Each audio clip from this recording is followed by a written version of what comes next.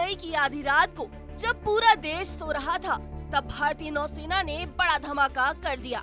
धमाका भी ऐसा कि दुश्मन देशों की नींद उड़ गई।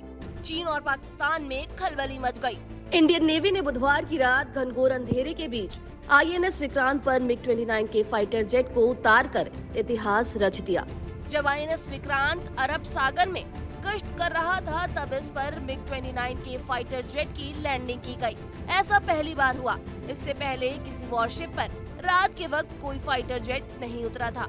इसी साल फरवरी में आईएनएस विक्रांत पर ही तेजस फाइटर जेट को उतारा गया था, लेकिन वो दिन का वक्त था। रात के वक्त वॉरशिप पर विमान को लैंड कराना बहुत बड़ी चुनौती होती है। दरअसल उस समय वॉरशिप की स्पीड बहुत कम होती है।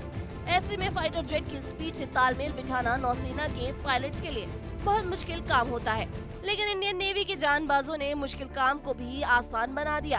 अब भारत को हमले के लिए दिन का इंतजार नहीं करना होगा। रात के अंधेरे में भी भारत दुश्मनों को नेस्तनाबूद कर सकता है। इस ऐतिहासिक उपलब्धि पर नौसेना ने ट्वीट कर लिखा, आईएनएस विक्रांत पर पहली बार रात में मिग-29 के को उतारकर इंडियन नेवी ने एक और ऐतिहासिक उपलब्धि हासिल कर ली है।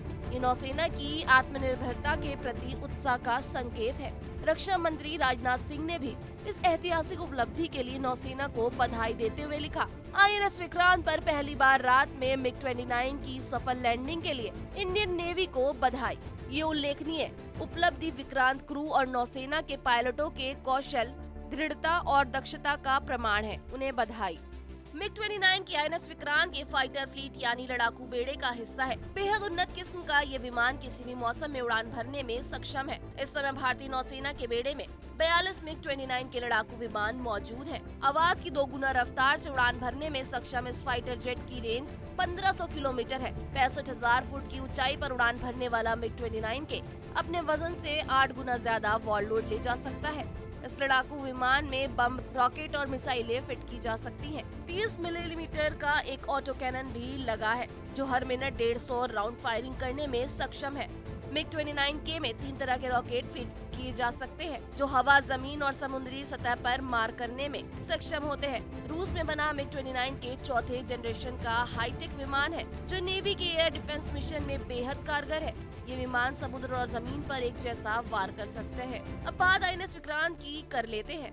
ये भारत में बनने वाली पहली और सबसे बड़ा एयरक्राफ्ट कैरियर है। इसके एयरबेस में लगी स्टील भी स्वदेशी है। कोचिन शिपयार्ड लिमिटेड ने 20,000 करोड़ की लागत से इसे तैयार किया है।